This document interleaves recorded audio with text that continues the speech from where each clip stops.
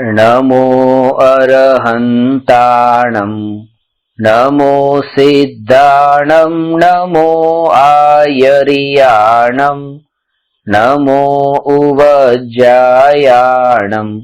नमो लोये सव्वसाहुणम्।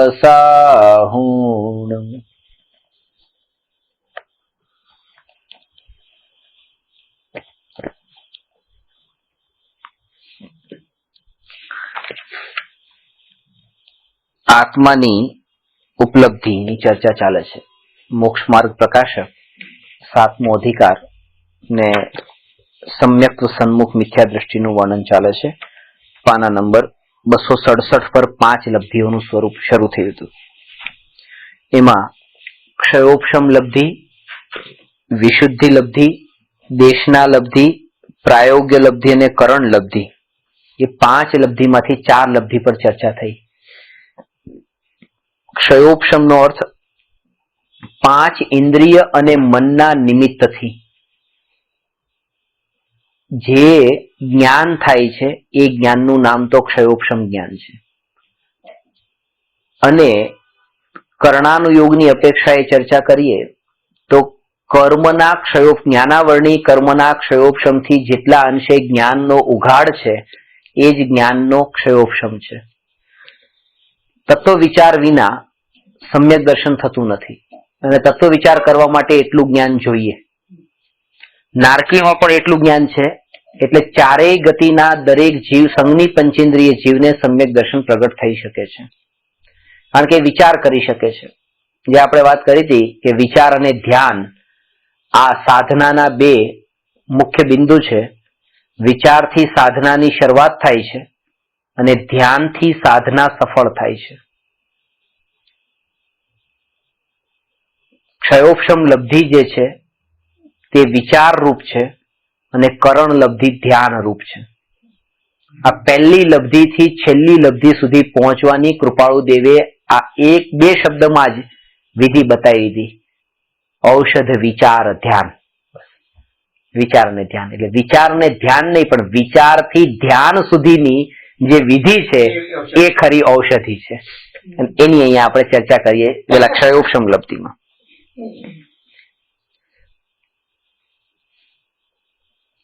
ક્ષયોપશમ લબ્ધિમાં એ વાત કરી કે ભગવાનના સમોસરણમાં 3 ગતિના સંઘની પંચેન્દ્રિય જીવ તો ભગવાનની વાણી સાંભળવા આવે છે અને આ તત્વનો જે વિચાર છે ને, કોઈ પણ જીવ ગુરુના ઉપદેશને સાંભળીને ધર્મ માર્ગે કે આત્માના માર્ગે એ લાગતો નથી। તીર્થંકર ભગવાનના સમોસરણમાં ભગવાનની દિવ્ય ધ્વનિ સાંભળીને પણ આ ધર્મ માર્ગે લાગતો નથી। અહીંયા સુધી કે અનેક શાસ્ત્રનું અધ્યયન કરીને પણ ધર્મ માર્ગે લાગતો નથી। પણ જ્યારે પોતે એ વિચાર કરે કે હું અત્યારે આ શું કરી રહ્યો છું, ખરેખર મારે શું કરવું જોઈએ, હું અત્યારે ક્યાંય પણ છું એ ખોટી જગ્યાએ છું, મારે આ જગ્યાએ ન હોવું જોઈએ। જો હું વ્યવસ્થિત જગ્યાએ જ હોઉં તો આટલું પર્યાયમાં દુઃખ ન હોય। ક્યાંક ને ક્યાંક ખોટી જગ્યાએ છું, જે સાચી જગ્યાએ મારે સ્થિર થવાનું છે એ જગ્યા પર નથી। આવો તત્વનો જે વિચાર કરે છે એ વિચારના બળ પર જ એને કશાયો મંદ થાય છે, એ વિશુદ્ધિ લબ્ધિમાં આવે છે। વિશુદ્ધિ લબ્ધિમાં એ ચર્ચા કરી કે કશાયના અભાવનું નામ શુદ્ધિ છે અને કશાયની મંદતાનું નામ વિશુદ્ધિ છે। વિશુદ્ધિનો અર્થ વિશેષ પ્રકારની શુદ્ધતા। ગુરુદેવ આ દ્રષ્ટાંત ઘણી વાર આપતા કે જેવી રીતે ઘાંચીની ઘાણીમાં ઘાંચી એ તલમાં તેલ કાઢે છે તો એ તેલ એના કપડા પર લાગવાથી ને ત્યાં ધૂળ ને રજકણ ને બધું ઉડેલું લાગવાથી એ કપડા એટલા મેલા થાય છે અને એ મેલા કપડાને હવે એ મેલને દૂર કરવા માટે એકવાર ધોવાથી એ નહીં જાય, એને વારંવાર એને ધોશે તો કે એનો મેલ જશે। તો કે આ મિથ્યાત્વ અને અનંતાનુબંધી કશાયનો જે મેલ છે એ આમ નામ નહીં જાય, એ પહેલા એ મેલ પાતળો પડવો જોઈએ। એ કપડાને પેલા પાવડરના પાણીમાં પલાળવાનું છે, એમ આ કશાયને મંદ કરવા જરૂરી છે, મંદ થયા વગર એનો અભાવ નહીં થાય। એટલે વિશુદ્ધિ લબ્ધિનું જે બીજું સ્ટેપ છે એ બતાવ્યું। એ પછી ત્રીજા સ્ટેપમાં દેશનાની વાત કરી।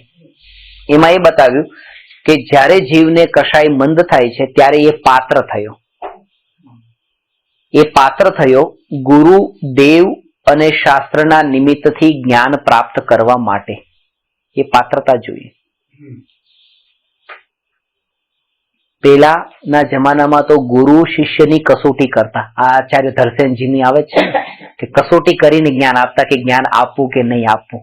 આને કીધું ને કે આમને જ્ઞાન આપવું, કારણ કે જેને મારે જ્ઞાન આપવું છે એ પાત્ર છે કે નહીં એ શિષ્યની કસોટી કરતા. અત્યારે ઊંધું થઈ ગયું.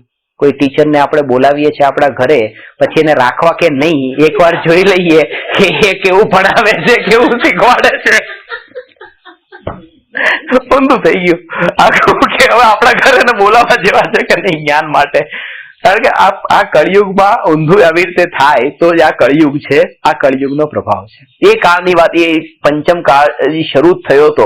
આ દર્શન આચાર્યની જે સ્ટોરી આવે છે ને એ આખી સ્ટોરી તમને લખાવી હતી, એ રીતે પુષ્પદંત ને પુષ્પ લખી છે ને, તમે તમારી જાતે લખી છે. તો આ એ કશાયની મંદતા એ પહેલા ચેક થાય છે કે એ જીવના અંદર કશાય ગમે તે હું એને કહું તો પણ એને એમ લાગવું જોઈએ કે આ જે કંઈ પણ કહેવાય રહ્યું છે મારા હિત માટે જ છે. અને એ રીતે તેને ઉપદેશ આપે. કોઈ આજ્ઞા પણ આપે ગુરુ, તો એ આજ્ઞાની પાછળ પણ શિષ્યનું જ હિત છુપાયેલું હોય અને એ જ ભાવના હોય કે આ શિષ્યને મારા આશ્રયે, મારા આધારે ન રહેવું પડે, એ પોતે સ્વાધીન થાય, પોતે સ્વતંત્ર થાય. પણ વૃત્તિ અનાદિકાળથી એવી છે કે જયારે એમ કહીએ ને કે ના તમે પોતે ભગવાન છો, તો કે ના આપણને એ ક્યાં ભગવાનના પદે ચડાવો છો, ભક્ત જ રહેવા દો ને. કારણ કે પહેલેથી જ તે એમ કે આપણે ભગવાન કેવી રીતે હોઈએ, આપણે તો ભક્ત હોઈએ ભગવાનના. એમ એ પદ સ્વીકારવાની તૈયારી નથી, કારણ કે બહુ મોટો બોજો લાગે છે. એ પદ પર આવી ગયા પછી ઘણા પાપ છોડી દેવા પડે. પોતે ભગવાન છો તો પછી ભગવાન જેવું આચરણ પણ કરવું પડે ને. કોઈ એમ પણ માને કે આ ભગવાન, ગુરુદેવે પોતાના પ્રવચન કહે છે વારંવાર તું પરમાત્મા છો, તું પરમાત્મા છો, કે આમાં અહંકાર ન આવી જાય હું પરમાત્મા છું. અહંકાર ત્યારે આવી જાય જો એમ કહેતા હોય કે હું પરમાત્મા છું, તમે બધા પામર છો. પણ એ તો એમ કહેતા કે હું પરમાત્મા છું, તમે પરમાત્મા છો, તમે પરમાત્મા છો, બધા પરમાત્મા છે. ત્યાં અહંકાર નથી આવતું. કોઈ એકને ઉપર ચડાવે અને બીજા ત્યાં પછી પરમાત્મા, એ દ્રષ્ટિ છે. એ દ્રષ્ટિ છે, નથી કીધું બસ કે પોતાને તમને પરમાત્મા કહીને બાકી બધાને પામર નથી બતાવ્યા. અને પરમાત્મા રૂપે દ્રષ્ટિમાં, એટલે જ પર્યુષણ પછી જયારે બધા લોકો એકબીજાને મળીને મિચ્છામી દુક્કડમથી ક્ષમા માંગતા ત્યારે ગુરુદેવ મિચ્છામી દુક્કડમની સાથે આ ખાસ કહેતા, હું માફી માંગુ છું, પણ શેની માફી? મેં કોઈ જીવને પર્યાય દ્રષ્ટિએ દેખ્યો હોય તો મને માફ કરજો. હે કીડી તું મને માફ કરજે જો મેં તને કીડી જોઈ હોય. હે મકોડા તું મને માફ કરજે મેં તને મકોડો જોયો હોય. હે સ્ત્રી, હે પુરુષ મને માફ કરજો મેં તમને સ્ત્રી પુરુષ રૂપે જોયા હોય. આ મોટો અપરાધ છે. એ અપરાધ નથી કે મેં તમને કોઈ ખરાબ શબ્દ કહી દીધા, એ અપરાધ નથી. આ દ્રષ્ટિની ભૂલ છે. અને આ જે કહેવાય ગયું મારાથી તમને કઈ, એ ચારિત્રની ભૂલ છે. પેલા દ્રષ્ટિની ભૂલથી તો હું અત્યારે સુધારું કે બસ હું કોઈને પરમાત્મા સિવાય બીજા અન્ય રૂપે ન દેખું. તો આવો જે ગુરુનો ઉપદેશ શિષ્યને મળે એ શિષ્યના હિત અર્થે છે એવી એને યથાર્થ પ્રતીતિ હોય તો એને ગુરુનો કોઈ પણ ઉપદેશ કડવો નહીં લાગે, કઠોર નહીં લાગે. એને એમ લાગશે આ મારા હિત માટે છે. આવી એની સ્થિતિ આવી ત્યારે જ એ ગુરુના ઉપદેશને ગ્રહણ કરે છે. એ દેશના છે અને એના બળ પર આત્માને પ્રાપ્ત કરે છે. એ દેશના લબ્ધિ છે. એ ઉપદેશને સાંભળીને પછી એના ઉપર ચિંતન ચાલે છે. આ જે ગાયનું આવે છે ને કે ગાય એ ઘાસને ખાય છે, એ ઘાસ ખાવાથી એ નથી થતું દૂધ, એને વાગોળે છે. કારણ કે આ ઉપદેશ કેવા રૂપે પરિણમ્યો, ઘાસ એ છે. ઘાસ ગાયને ખવડાવીએ, ગાયના પેટમાં ગયું તો એ ઘાસનું દૂધ થયું, અને એ દૂધ સાપને પીવડાવ્યું તો એનું ઝેર થયું. વસ્તુ ઘાસ જેવાને પણ દૂધ બનાવે છે તો એ ગાય છે, અને દૂધને પણ ઝેર બનાવે છે તો એ સાપ છે. એટલે એ વાત જે ગુરુએ શિષ્યને આપી છે એક શિષ્ય કેવું કેવું પાત્ર છે કે એમાં આ ઉપદેશ જતા એ ઉપદેશ કેવા રૂપે પરિણમ્યો, મહત્વ એનું છે. અને એ ઉલટો ન પરિણમે એના માટે પ્રાયોગ્ય લબ્ધિની જરૂર છે કે ઉપદેશ મળ્યા પછી એનું યથાર્થ ચિંતન કરે. હા, પ્રયોગ કરે, ચિંતન મનન, એ ચિંતન મનન કરે. ને એ ચિંતન મનનમાં છેલ્લે જે છે એના ઉપર હવે મારે થોડો ખુલાસો વધારે કરવો છે, એ લઉં છું. એમાં જે છે ને નીચે એ ચારેય લબ્ધિ, ત્યાંથી વાંચું છું. એ ચારેય લબ્ધિ ભવ્ય તથા અભવ્ય બંનેને હોય છે. એ ચાર લબ્ધિઓ થયા પછી સમ્યક્ત્વ થાય તો થાય અને ન થાય તો ન પણ થાય, એમ શ્રી લબ્ધિ સાર ગાથા 3 કહ્યું છે. માટે એ તત્વ વિચાર વાળાને સમ્યક્ત્વ હોવાનો નિયમ નથી. જેમ કોઈને હિત શિક્ષા આપી તેને જાણી તે વિચાર કરે કે આ શિક્ષા આપી તે કેવી રીતે છે, પછી વિચાર કરતા તેને આમ જ છે એવી તે શિક્ષાની પ્રતીતિ થઈ જાય, અથવા અન્યથા વિચાર થાય વા અન્ય વિચારમાં લાગી તે શિક્ષાનો નિર્ધાર ન કરે તો તેને પ્રતીતિ ન પણ થાય. આ ક્રમ છે. એ શિક્ષાની પ્રતીતિ થઈ, પાછો એનો પ્રતીતિ તો થઈ જાય કે આમ છે, બરાબર છે, હું આત્મા છું, શરીરથી જુદો છું. પાછો થોડી ટાઈમમાં વિચાર બદલાઈ જાય કે ના ના, શરીર એ મારું તો છે જ તે નહીં, એ મારું નથી તો કોનું છે? આ શરીરને આટલા વર્ષથી સાચું છે, આ વગર ચશ્માની આંખ છે, આ મારી નહીં તો કોની છે? તો એવું લાગે તો ખરું. એમ એ પાછો અંદરનો સંસ્કાર ઉભો થાય છે. આ એવું થાય છે કે જેમ જેમ આપણે તત્વ વિચાર કરીએ છીએ, સમ્યક્ત્વની નજીક પહોંચીએ છીએ, તો આમ એવી સ્થિતિ આવવાની તૈયારી હોય છે કે ત્યાં બસ પામવાની તૈયારી હોય. ત્યાં પાછો અંદરનો કષાય એવો પાછો ઉભો થાય છે, પાછો લઈ આવે છે. એ અહીંથી અહીંયા સુધી પહોંચે છે, પાછો આ લઈને આવે છે, અહીંયા આવી પાછો અહીંયા આવી જાય છે. એ છેલ્લે ત્યાં સુધી પહોંચ્યું છે, ત્યાં પહોંચતો નથી. અને એ જ આપણે થાય છે. તમે અનુભવ પણ કરજો. જો તમે એ રીતે અહીંયા ક્લાસમાં બેસીને સાંભળતા હો તો એ વખતે તમે આ પ્રવચન સાંભળો છો, ક્લાસમાં બેઠા છો, એવો વિચાર જ ન કરતા, બસ અહીંયા આત્માનું ચિંતન જ કરો છો. એ ચિંતનમાં એટલા ઊંડા ઉતરો, ત્યાં એક ફળ એવો વિકલ્પ આવી જાય કે કેટલા વાગ્યા, ટાઈમ થયો. ત્યાં એવી સ્થિતિ આવવાની જોઈ છે કે જો હજી આવી સ્થિરતા રહે તો જરૂર પામે. બસ થોડી જ વાર હતી. આજે 2 કલાક બેઠા, હજી 2-4 કલાક બીજા બેસી લેવું હતું, પામે જ. પણ આ વિકલ્પ પાછો એને બિલકુલ નીચે પાડી દે છે. અને પછી જયારે બેસવું પડશે ને ત્યારે એ જ સ્થિતિએ પહોંચેલો, પછી ત્યાંથી શરૂઆત નહીં થાય, એને એકડે એકથી કરવી પડશે. કારણ કે પાછો વિષયોના વિકલ્પોમાં એટલો ફસાયો છે, એમાંથી થોડો છૂટો પડતો જતો હતો, ત્યાં પાછો એમાં ખાબક્યો. નહીં તો આપણે રોજ આટલો અભ્યાસ કરતા હોઈએ, અત્યાર સુધી કેમ નથી પામી જતા? કારણ કે એ સ્થિતિએ પહોંચ્યા પછી પાછું છૂટી જાય છે, પાછા નીચે પડી જઈએ છીએ. એકડે એકથી શરૂઆત કરવી પડે છે. એટલે એની લિંક જો કન્ટિન્યુઅસ રહે તો જ આ જે ગોલ છે અલ્ટિમેટ, એ ગોલ સુધી પહોંચી શકાય, કરણ સુધી પહોંચી શકાય. ઓળંગી નથી શકતા. અને આવા નિમિત્તો પણ ખરેખર એક વસ્તુ તમને હવે આ તો નિમિત્તની મુખ્યતાથી વાત કરી. હવે ઉપાદાનની મુખ્યતાથી વાત કરું તો એમ છે કે ખરેખર એમ જ થાય, કારણ કે બહુ વિરલા જીવોને જ સમ્યક દર્શન થાય છે. એટલે કોઈક ને કોઈક એવા વિકલ્પો આવ્યા વગર રહે જ નહીં કે જેને નીચે પાડે. પણ એ વિચાર મારે કરવાનો નથી. જો આ વિચાર મારે, આપણે આપણી ભૂમિકામાં અત્યારે શું કરવાનું છે એ બધો વિચાર કરો. ક્રમબદ્ધ પર્યાયમાં બધું પાક્કું છે, થવા યોગ્ય બધું થવાનું જ છે, એ બધી વાત સાચી. આ ભૂમિકામાં મારે શું વિચાર કરવાનો છે એ કરો. ભૂમિકા અનુસાર વિચાર છે, ભૂમિકા અનુસાર ચિંતન છે. એટલે આ સિદ્ધાંતોની દવાઓ તો બધી જ સાચી છે, એ કઈ દવા ખોટી નથી, પણ અત્યારે મારે કઈ દવા લેવા યોગ્ય છે એ સમજવું.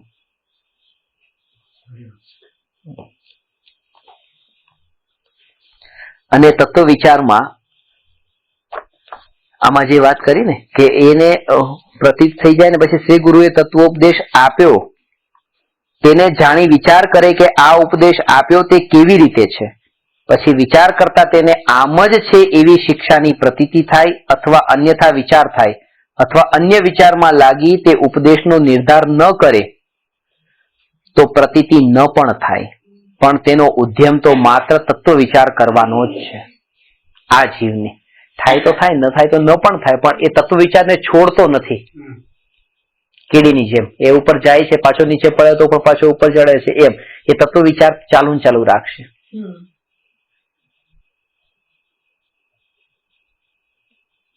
સૌથી વધુ અટકવાનું સ્થાન આ છે અહીંયા આવીને. એનું કારણ એ છે કે ત્યાં તો હવે એ અપેક્ષા ને આશા રહી નહીં કે ભૌતિક સુવિધાઓ ને એ બધી વસ્તુઓની પ્રાપ્તિ મને ક્યારે થાય. ત્યાં આ સ્થિતિમાં આવ્યા પછી એને એક જ વિકલ્પ રહી ગયો કે હવે મને સમ્યક દર્શન ક્યારે થાય. અને એ વિકલ્પમાં અટક્યો, ત્યાં પર્યાય બુદ્ધિ રહી ગઈ, ત્યાં પર્યાય ઉપર દ્રષ્ટિ રહી ગઈ, ત્યાં નથી પલટાતું એવું ત્રિકાળી ધ્રુવ એની દ્રષ્ટિમાં નહીં આવ્યું. એને એક ક્ષણિક પર્યાયને મહત્વ આપી દીધું. અહીંયા કે કેવળ જ્ઞાનની પર્યાયને મહત્તા આપી તોય ખોટું છે. આને તો સમ્યક દર્શનની પર્યાયમાં જ આટલી મહત્તા આપી દીધી.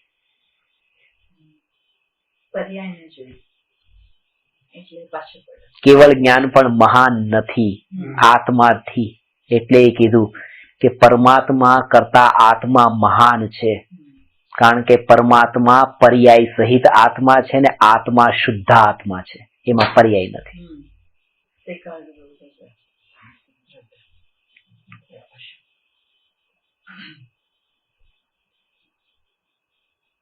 એ ત્યાં હમણાં પંચકાળામાં બહુ સરસ વાત કરી છે કે તમારે આ જે વાત કે આ બધા તમારી સુરક્ષા માટે આટલા બધા ઇંતજામ કરવા પડે છે, તમે આ બધાનું ધ્યાન રાખવું પડે, ઘરનું ધ્યાન રાખવું પડે. તમને એમ કે નહીં તો અમારું આ ધ્યાન કોણ રાખશે? એના ઉપર કે તમે તમારા આત્માનું ધ્યાન રાખો. કે જે પોતાના આત્માનું ધ્યાન રાખે છે 100 ઇન્દ્રો એનું ધ્યાન રાખે છે. તીર્થંકર ભગવાનનું ધ્યાન 100 ઇન્દ્ર આવીને ભક્તિને બધું કરે છે, બધું સંભાળી લે છે. ખાલી એમણે એક કામ કર્યું કે આત્માનું ધ્યાન રાખ્યું, તો 100 ઇન્દ્રો એમનું ધ્યાન રાખ્યું.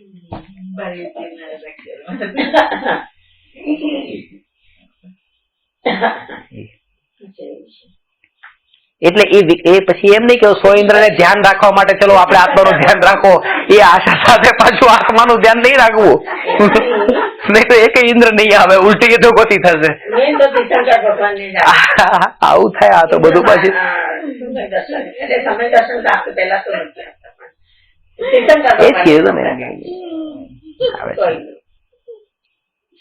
એટલે આ પર્યાય અને દ્રવ્ય વચ્ચેનું એ સ્વરૂપ કે પરમાત્મા અને આત્મા. પરમાત્મા ખાલી મારા માટે આદર્શ એટલા માટે જ છે કારણ કે એ સ્વરૂપ, એ પૂર્ણ શુદ્ધ સ્વરૂપ જે પર્યાયમાં પ્રગટ્યું છે એવું ત્રિકાળી શુદ્ધ સ્વરૂપ મારું અનાદિ અનંત છે.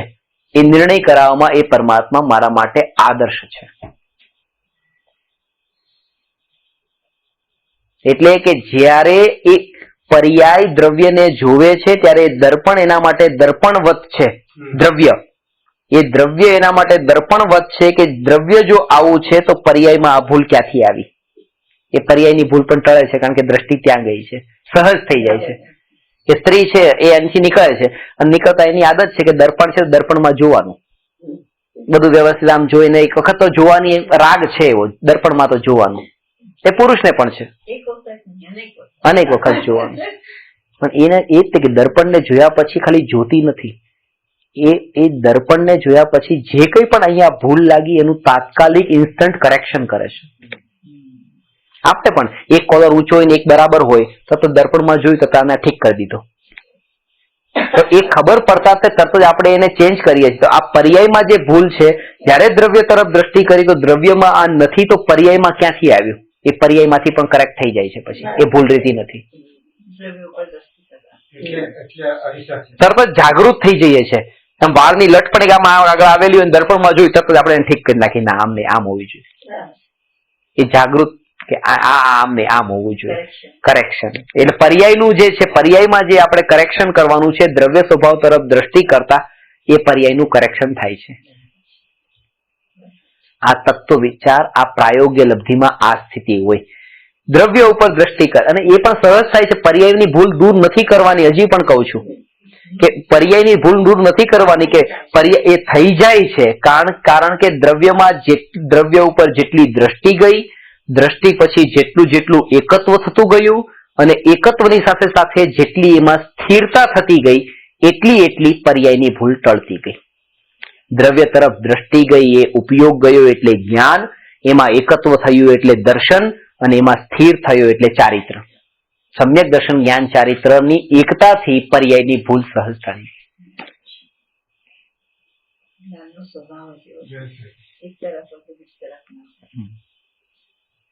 પર્યાય જેવી સ્વભાવનો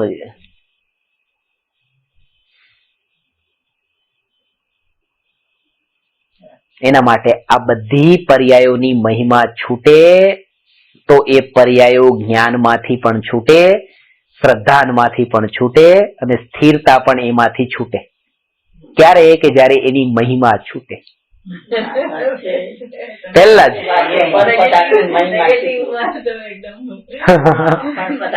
મહિમા છૂટે ત્યારે. આનાથી વધુ શું એમ? એટલે આત્માથી મહાન કઈ નથી. એવી મહિમા. તેથી શું કઈ દરેક સમય તેથી શું.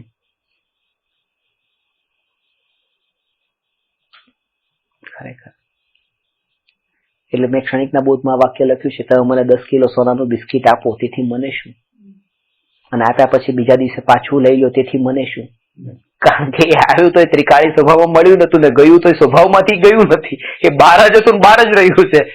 આ તેથી મને શું, આ વિચાર તો કરવાનો, ભલે સમ્યક દ્રષ્ટિને થાય. આપણે વિચાર તો કરી આવો કે તેથી મને શું, તેથી મને શું. અને આ વિચાર માટે તમારે અનેક શાસ્ત્રોનું જ્ઞાન હોવું જરૂરી નથી, વિદ્વત્તા જરૂરી નથી. આ ખાસ બતાવું.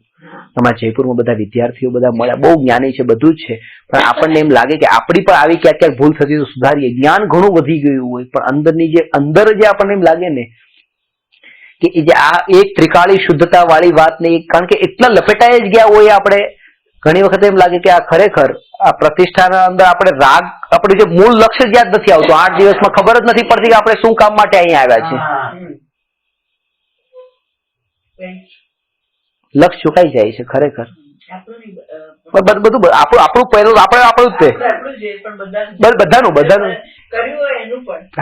થઈ જાય, ખરેખર ચુકાઈ જાય છે ખરેખર. કારણ કે એમાં એટલું બધું કરવું, મને તો ઘણાય કે તમે આ બધું ન કરી શકો.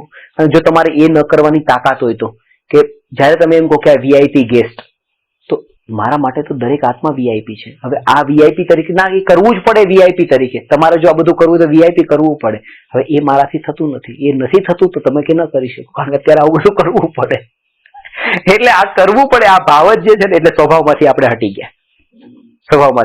આને પછી આપણે આપણા બચાવ માટે નામ વ્યવહાર આપી દીધું, આમ ઘણા રીતે એમ કહી દીધું, પણ ખેદ વર્તવો જોઈએ કે આ બરાબર નથી,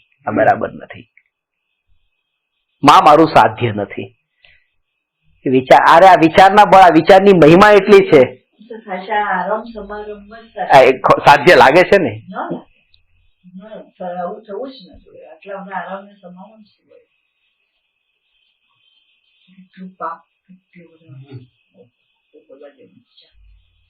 સાચી વાત છે.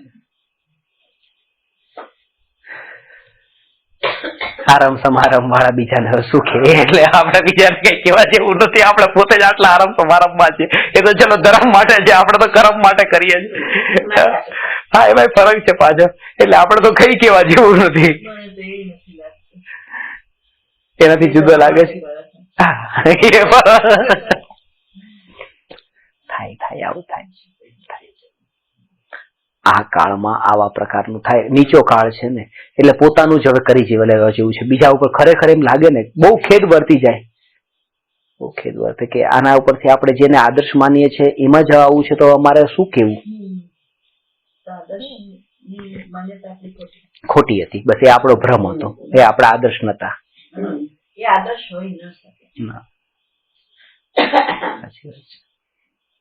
ગુરુદેવની મહિમા ત્યારે વધી જાય.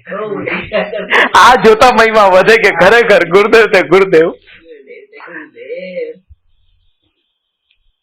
બંધ કરું છું.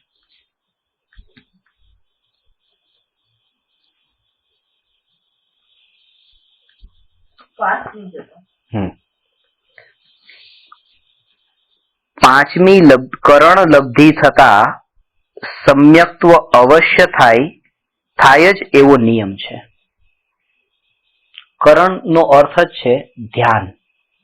ત્યારે એ પરિણામ, એ સ્થિરતા, પરિણામની સ્થિરતા એવી થઈ છે કે હવે ધ્યાનની દશા આવી છે અને ત્યાં એ પામે છે. એટલે જે મેં તમને વાત કરી શરૂઆતમાં જ કે વિચારથી સાધનાની શરૂઆત થઈ, ધ્યાનથી સાધના સફળ થઈ, એ ધ્યાન. પણ તે તો જેને પૂર્વે 4 લબ્ધિઓ થઈ હોય અને અંતર મુહૂર્ત પછી જેને સમ્યક્ત્વ થવાનું હોય તે જ જીવને કરણ લબ્ધિ થાય છે. એ કરણ લબ્ધિ જેને તમે આ રીતે કહો કે કરણ લબ્ધિમાં આવ્યા બાદ અંતર મુહૂર્ત કાળમાં સમ્યક દર્શન થાય છે. અને એ રીતે કહો કે સમ્યક દર્શન થવાનું હોય એના અંતર મુહૂર્ત પહેલા કરણ લબ્ધિમાં જીવ આવે. વાત બંને એક જ છે.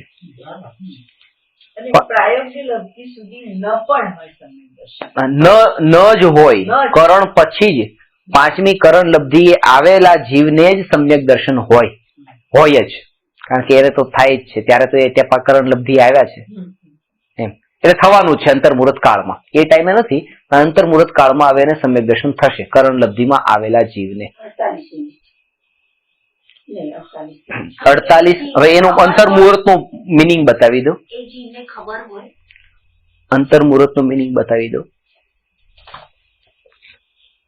આમાં એવું છે કે એ સમયનું આ બધી કર્ણાનુયોગ સંબંધી જે વાત છે ને, ત્યારે એક વાત ખાસ ધ્યાનમાં રાખવાની કે એ જીવનું લક્ષ્ય, દ્રષ્ટિ, ઉપયોગ, જ્ઞાન ક્યાંય જોડાયેલું નથી પોતાના આત્મા સિવાય. જો જેમ કે કોઈ જ્ઞાની પોતાના આત્માનું ધ્યાન કરે છે, એ ધ્યાન કરતા કરતા કર્મની નિર્જરા થાય છે, તો એ નિર્જરાની એ જ્ઞાનીને ખબર પડે કે ન પડે કે આ જો કર્મ ખરે છે. નિર્જરા તરફ ઉપયોગ જાય તો સ્વભાવમાંથી ઉપયોગ હટ્યો તો નિર્જરા જ બંધ થઈ ગઈ. નિર્જરા તો એને થાય છે જેની દ્રષ્ટિ નિર્જરા તરફ નથી. મોક્ષ પણ એને જ થાય છે જેની દ્રષ્ટિ મોક્ષ તરફ નથી. આત્મા પર દ્રષ્ટિ જેને છે એને મોક્ષ થાય છે. મોક્ષ પર દ્રષ્ટિ વાળાને મોક્ષ નથી થતો. નિર્જરાનું પણ એવું છે, સંવરનું પણ એવું છે,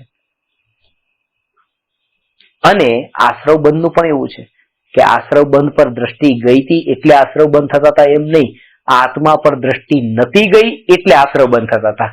આત્મા પર દ્રષ્ટિ ગઈ એટલે સંવર નિર્જરા મોક્ષ થયા. બરાબર? તો ત્યાં ધ્યાન નથી જતું. પણ કર્ણાનુયોગની દ્રષ્ટિએ અંદર બધું પ્રોસેસ ચાલતી હોય છે. એટલે કેવળ જ્ઞાનમાં તો જણાય છે કે ત્યાં કઈ કઈ સ્થિતિ, કઈ કઈ અવસ્થાઓ થતી હોય. તો અહીંયા એક કેવળ જ્ઞાનની અપેક્ષાએ હવે વર્ણન કર્યું છે. એ જીવને અનુભવ કેવો થાય છે એની વાત નથી. કેવળ જ્ઞાનીને કેવળ જ્ઞાનમાં જે જીવને અંતર મુહૂર્ત કાળમાં સમ્યક દર્શન થવાનું હોય, એવા નિકટ કાળમાં સમ્યક દર્શન થવાનું છે એવા જીવની અંદરની પરિણતિ, એ જીવના પરિણામ કેવા પ્રકારના હોય, એ કેવળ જ્ઞાન ગમ્ય જે વાત છે એને આમાં બતાવી છે. જે એક એક પરિણામ પકડમાં ન આવી શકે પણ કેવળ જ્ઞાનમાં જણાયો છે. એટલે એ રીતે અહીંયા સમજાવવા માટે કહે છે. જેમ કે કર્મની 148 પ્રકૃતિઓ છે, તો જે 148 પ્રકૃતિઓ નું આત્મા સાથે બંધ થાય છે, એમાં કેટલી ઘાતી, કેટલી અઘાતી, કેટલી પુણ્યની, કેટલી પાપની, આ બધા ભેદની ખબર હોય કે નહીં, જે બંધાતો હોય કે મુક્ત થતો હોય કે ના હોય.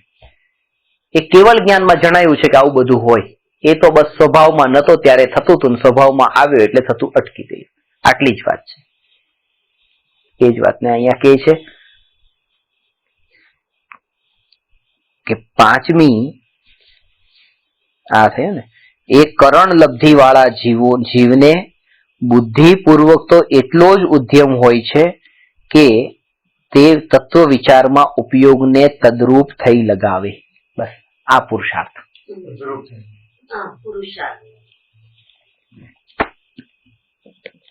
અંતર મુહૂર્ત કાળ. અંતર મુહૂર્ત કાળનો અર્થ એ છે, મુહૂર્ત નો અર્થ 2 ઘડી. 1 ઘડી એટલે 24 મિનિટ અને 2 ઘડી એટલે 48 મિનિટ. 48 મિનિટની અંદરનો કાળ, અંદરનો મતલબ અંતર મુહૂર્ત, એટલે એક સમય, smallest part of time is called સમય. એક સમય ઓછો 48 મિનિટથી એનું નામ થયું અંતર મુહૂર્ત. એક સમય ઓછો. પછી એ 2 સમય ઓછો હોય તો પણ અંતર મુહૂર્ત જ છે, 3 સમય હોય ઓછા તો અંતર મુહૂર્ત છે, એટલે લેસ ધેન મુહૂર્ત છે. મુહૂર્ત એટલે લેસ ધેન, અંતર મુહૂર્ત એટલે લેસ ધેન મુહૂર્ત.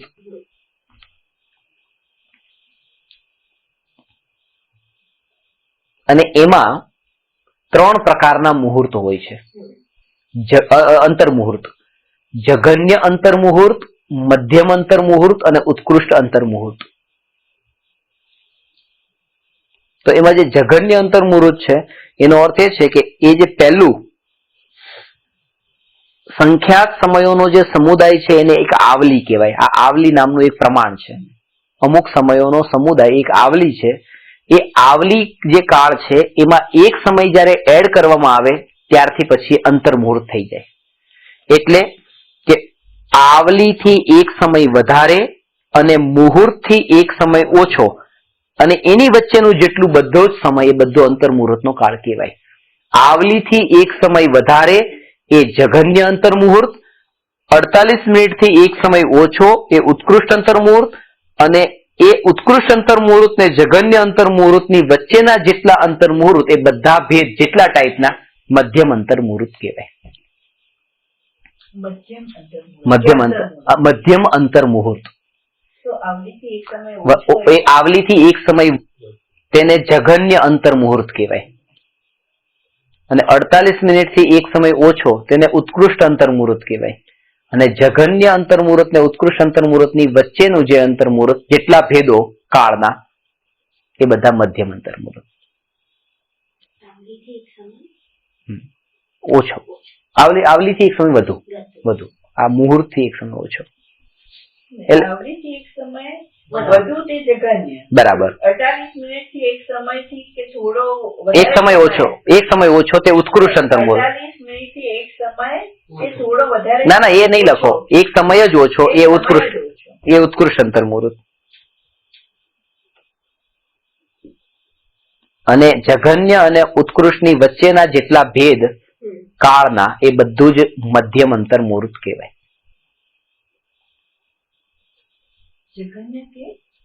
જઘન્યથી ઉત્કૃષ્ટ ની વચ્ચેના જેટલા કાળના ભેદ છે તેને મધ્યમ અંતર મુહૂર્ત કહેવાય. આ મુહૂર્તનો મતલબ ઘડી કીધું ને, 2 ઘડી. સમયસારમાં આ 23મો કળશ આવે છે. અયી કથમપી મૃત્વા તત્વ કૌતૂહલી સન અનુભવ ભવ મૂર્તે પાર્શ્વવર્તી મુહૂર્ત. કે હે જીવ, તું ગમે તેમ કરીને મરીને પણ તત્વનો કૌતૂહલી બન અને એક મુહૂર્ત માટે તું આ દેહનો પાડોશી બની જા. એટલે 2 ઘડી. કારણ કે મરીને પણ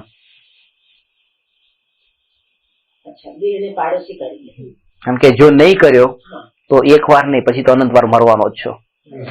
કારણ કે જન્મ મરણ કરીશ ને પછી એમ એટલે અત્યારે મરીને પણ કરવું પડે તો આ કરી લે.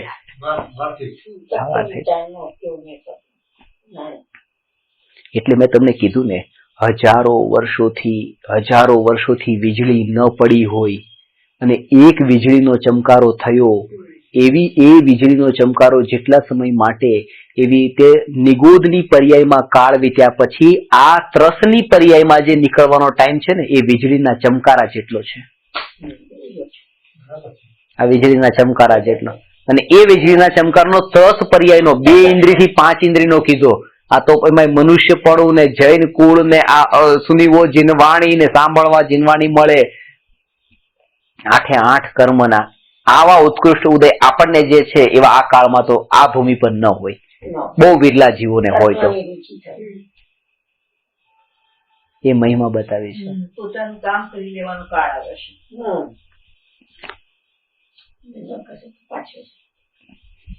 રીમ પર આવે છે આ પાકે કરે એને મહિમા એવી નથી આવતી.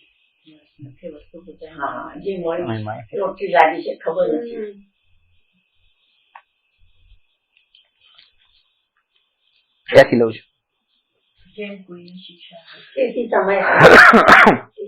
જેમ કોઈને શિક્ષાનો વિચાર એવો નિર્મળ થવા લાગ્યો કે જેથી તેને શિક્ષાની પ્રતીતિ તુરત જ થઈ જશે, તેમ તત્વ ઉપદેશનો વિચાર એવો નિર્મળ થવા લાગ્યો કે જેથી તેને તેનું તુરત જ શ્રદ્ધાન થઈ જાય.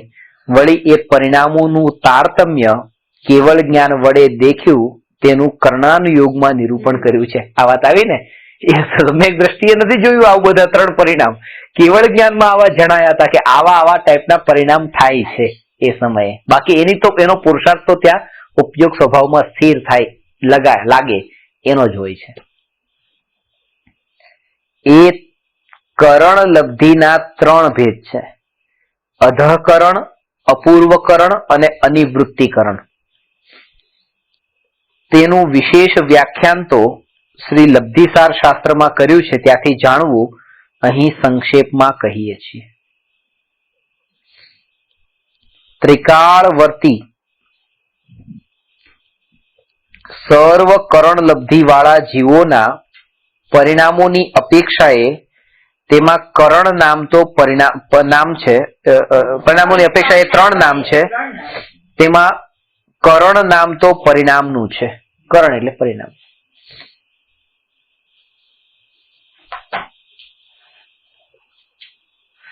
જો અહીંયા એ બતાવે છે કે આજ સુધી જેટલા જીવ સમ્યક દ્રષ્ટિ થયા અને જેટલા જીવ સમ્યક દ્રષ્ટિ થઈ રહ્યા છે ને ભવિષ્યમાં થશે, એમની જે નિર્વિકલ્પ આત્માની અનુભૂતિ એ તો બધા જીવોની સમાન છે. એનાથી વિશેષ એ કે અંતર્મુહૂર્ત કે પહેલાથી જ તે એક સમાન પરિણામો થઈ ગયા છે. અનુભૂતિ પહેલાથી જ તે, એ વાત અહીંયા બતાવવા માંગે છે. અનુભૂતિ તો સમાન છે, અનુભૂતિની પૂર્વ ભૂમિકા પણ સમાન છે, અને પરિણામોની દ્રષ્ટિએ પાછું એમ નહીં કે એ પણ વાંચતા હોય તમે વાંચતા હો, એ ચિંતન કરતા હોય તમે ચિંતન કરો, એમ નહીં. એવા જ પરિણામ હોય પાછા. એ કેવળ જ્ઞાનમાં જાણી શકાય છે. આ નથી, અહીંયા નથી જણાતું, કારણ કે પોતાના જાણે કે બીજાના જાણે કેટલા વિકલ્પો થાય, એટલે એ તો કેવળ જ્ઞાન નિર્વિકલ્પ થયા એને સહજ જણાય છે. હવે અધઃકરણ આ પહેલો પરિણામ છે.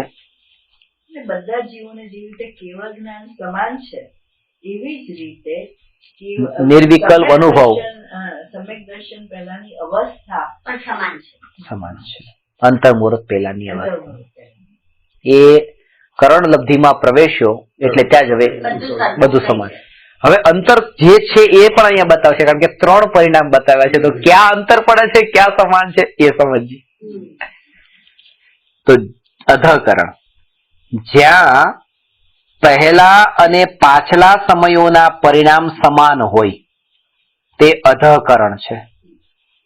જેમ કોઈ જીવના પરિણામ તે કરણના પહેલા સમયે અલ્પ વિશુદ્ધતા સહિત થયા, પછી સમયે સમયે અનંત ગુણી વિશુદ્ધતાથી વધતા થયા, વળી તેને જેમ બીજા ત્રીજા આદિ સમયોમાં પરિણામ થાય તેવા કોઈ અન્ય જીવોને પ્રથમ સમયમાં જ થાય, તેને તેનાથી સમયે સમયે અનંત ગુણી વિશુદ્ધતા વડે વધતા હોય એ પ્રમાણે અધઃ પ્રવૃત્તકરણ જાણવું. આમાં હવે એટલો ખુલાસો કરવાનો, ખાલી એટલું કે આજે અનિવૃત્તિકરણ જે છે ને, અનિવૃત્તિકરણ ત્યાંથી ભેદ નથી. અહીંયા જે ભેદ છે, કેટલો ભેદ છે એ કઈ અપેક્ષાએ છે સમજો. કરણના પરિણામ ચારિત્રની અપેક્ષાએ પણ હોય છે, શ્રદ્ધાની અપેક્ષાએ પણ હોય છે.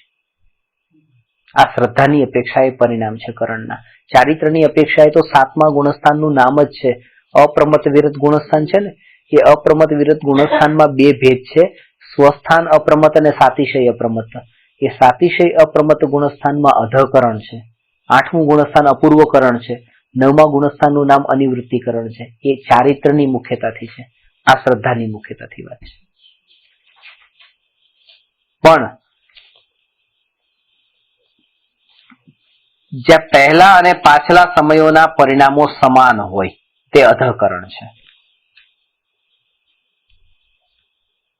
પહેલા સમયે જેવો પરિણામ છે એવો જ બીજા સમયે, એવો ત્રીજા સમયે. એવું નથી કે પહેલા સમયના પરિણામ કરતા બીજા સમયનો ચડિયાતો હોય.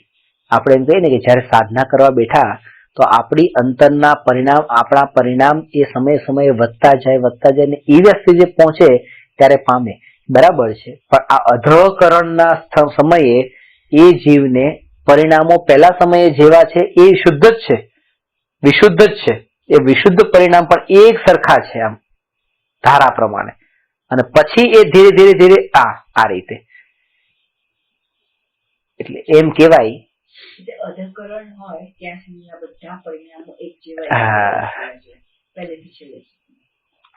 ફ્લાઇટ રનવે પર ચાલે છે એ અધઃકરણ છે, એ એક સરખું, અને એ ઉપર જાય છે એ અપૂર્વકરણ, નવું, અને પછી એક પ્રમાણે એક ધારા રૂપે એક સરખી ચાલે એ પાછું અનિવૃત્તિકરણ, કોઈ ભેદ વગર. એ 3 ભેદની છે. હવે એને જો સમજશું એટલે ખબર પડશે. જેમ કોઈ જીવના પરિણામ તે કરણના પહેલા સમયે અલ્પ વિશુદ્ધતા સહિત થયા અને પછી સમયે સમયે અનંત ગુણી વિશુદ્ધતાથી વધતા ગયા. કરણ આ અધઃકરણમાં પ્રવેશ કર્યો, પહેલા સમયમાં જેટલી વિશુદ્ધતા હતી એના કરતા બીજા સમયમાં અનંત ગણી, ત્રીજા સમય અનંત ગણી, એ વિશુદ્ધતા સહિત વધતા ગયા. વળી જેમ બીજા ત્રીજા આદિ સમયના પરિણામ થાય તેવા કોઈ જીવોને પ્રથમ સમયમાં જ થાય. અહીંયા કોઈ ઘણું બધું આટલો એમાં ફરક છે, જે મેં તમને કીધું ને એ સમાનતામાં આટલું એ કરેક્શન કરી લેજો.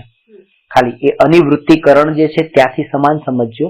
અને અહીંયા તો કોઈ જીવે એ રીતે 5 સમય સુધી એવી રીતે પુરુષાર્થ કર્યો ને એ પરિણામ જેટલા વિશુદ્ધ થયા, કોઈ જીવને તત્વ વિચારનું એવું બળ હોય કે ત્યાં એ જયારે કરણમાં પ્રવેશ કર્યો ત્યાં પ્રવેશ કરતા જ તે એટલી નિર્મળતા એને પ્રગટ થઈ ગઈ. એક સાથે જ બધા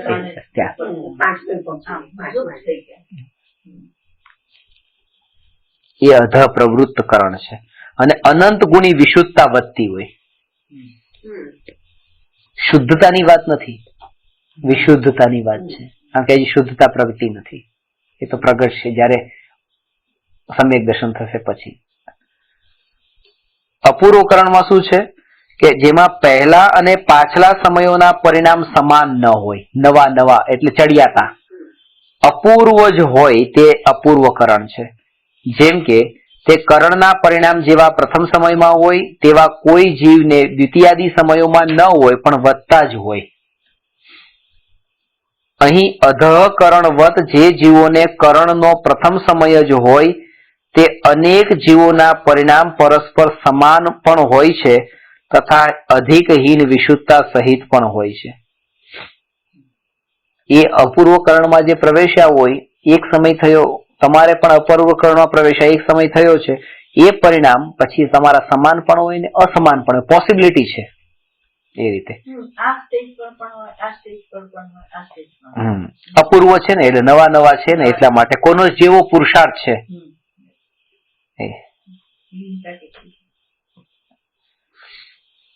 પરંતુ અહીં એટલું વિશેષ થયું કે તેની ઉત્કૃષ્ટતાથી પણ દ્વિતીયાદી સમયવાળા જઘન્ય પરિણામ પણ અનંત ગુણી વિશુદ્ધતા સહિત જ હોય છે.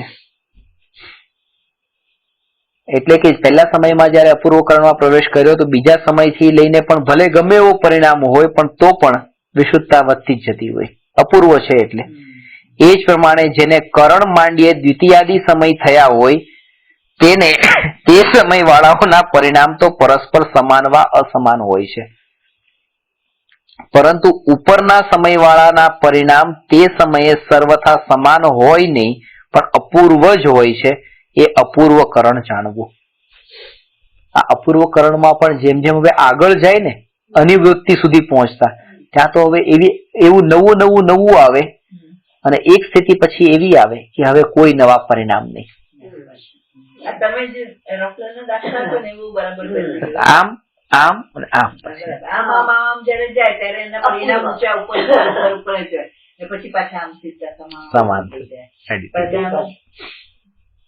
પેલા સીધા અને ખાસ વાત એ છે કે ત્યાં પછી જયારે સ્થિર થાય ને, ઘણી આપણને એવું પણ અહેસાસ થાય કે વિમાનમાં બેઠા છીએ આપણે સ્થિર જ છીએ, ચાલતું જ નથી, આમનામ જ બેઠા છીએ.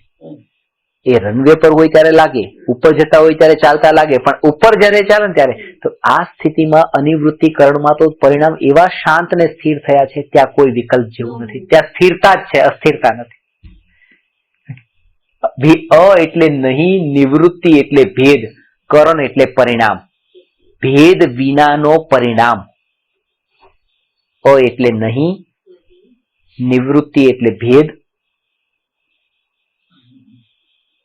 આપણા માટે તો આજ ને કે અપૂર્વ અવસર એવો ક્યારે આવશે, આવો એ કૃપાઓ દેવ માટે એ બરાબર છે, આપણા માટે આ બરાબર નહીં. નિવૃત્તિ એટલે ભેદ, કરણ એટલે પરિણામ.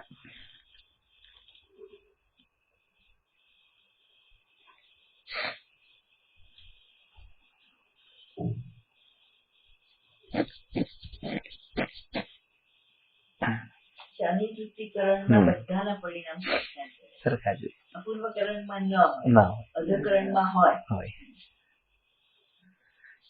અધકરણમાં હોય, અપૂર્વકરણમાં હોય પણ ને ન પણ હોય, અને આમાં તો સમાન જ હોય. પેલામાં ન હોય, અધકરણમાં ન હોય, અધકરણ સમાન ન હોય. સમાન હોય એમાં તમે જો સમાન હોય પણ આમાં આગળ જો જેમ કોઈને વિશુદ્ધતા સહી થયા પછી અનંત ગુણી વિશુદ્ધતા વધતા ગયા અને પાછલા સમયના પરિણામ સમાન હોય તે અધકરણ. ના મારી વાત એ તો બરાબર, પણ આગળ જો જેમ કોઈ વિશુદ્ધતા સહિત થયા પછી સમયે સમયે અનંત ગુણી વિશુદ્ધતાથી વધતા ગયા,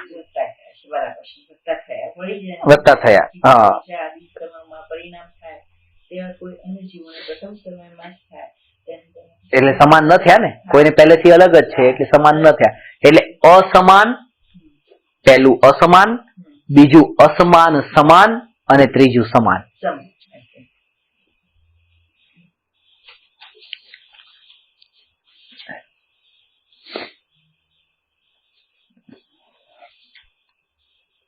અનિવૃત્તિકરણ વળી જેમાં સમાન સમયવર્તી જીવોના પરિણામ સમાન જ હોય, નિવૃત્તિ અર્થાત પરસ્પર ભેદ તેનાથી રહિત હોય છે. જેમ તે કરણના પહેલા સમયમાં સર્વ જીવોના પરિણામ પરસ્પર સમાન જ હોય છે, એ જ પ્રમાણે દ્વિતીયાદિ સમયોમાં પરસ્પર સમાનતા જાણવી તથા પ્રથમાદિ સમય વાળાઓથી દ્વિતીયાદિ સમય વાળાઓને અનંત ગુણી વિશુદ્ધતા સહિત હોય છે, એ પ્રમાણે અનંત અનિવૃત્તિકરણ જાણવું.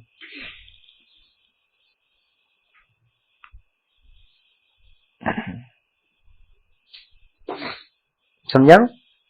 એટલે ત્યાં જેવી રીતે બતાવે ને કે ભેદ વિનાના પરિણામ જે શરૂઆતમાં જતા હતા એ હવે ત્યાં સ્થિર, જેમ પેલા નીચે રનવે પર જે સ્થિરતા હતી એવી ત્યાં ઉપર પણ એ ઘણું પામીને હવે સ્થિરતા આવી છે. એ જે હતું એ ઉપર જવા માટે હતું ને આ ઉપર જતા હતા એ પણ એક સાધન જ હતું. આ સાધ્ય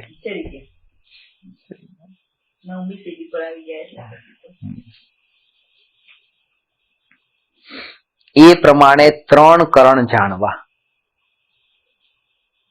તેમાં પહેલા અંતર્મુહૂર્ત કાળ પર્યંત અધઃકરણ થાય છે, ત્યાં ચાર આવશ્યક થાય છે. એ બધું વિસ્તારથી સમજવા જેવું છે, એ લેશું. કારણ કે આને ઉતાવળ કરવા જેવું એ ચાર જે છે ને અનંત ગુણી શુદ્ધિ, અસંખ્યાતની નિજરા, એ બહુ સૂક્ષ્મ પ્રકરણ છે. એ રીતે અપૂર્વકરણમાં શું થાય, અનિવૃત્તિકરણમાં શું થાય, અંતરની આ ઉપયોગ સ્વભાવમાં જેમ જેમ સ્થિર થતો જાય છે એમ એમ કર્મના વ્યૂ પોઈન્ટ થી જોઈએ તો ત્યાં શું હોય, પરિણતિ કેવા પ્રકારની હોય, ઉપયોગ કેવા પ્રકારનો હોય, પરિણામ કેવા પ્રકારના હોય, પ્રતીતિ કેવા પ્રકારની હોય, આ બધા એંગલ થી એને સમજવાનું છે ત્રણેય કરણના પરિણામોના કાળે. નથી કઈ નથી અઘરું. નમો અરહંતાણમ નમો સિદ્ધાણમ નમો આયરિયાણમ નમો ઉવજ્જાયાણમ નમો લોયે સવસાહુ.